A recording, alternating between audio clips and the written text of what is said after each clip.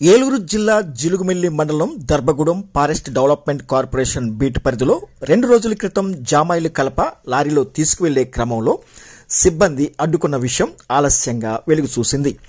తమకు కార్పొరేషన్లో ఒక అధికారి లారీ లోడుకు పెట్టమన్నారని గుత్తేదారు తెలిపారు.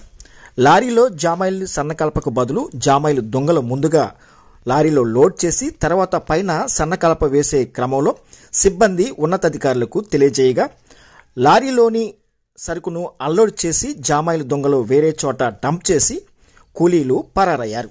ఈ విషయంపై సోమవారం ఏపీఎస్డీసీ ప్లాంట్ మేనేజర్ వసంతకుమారి సిబ్బంది విచారణ చేపట్టారు.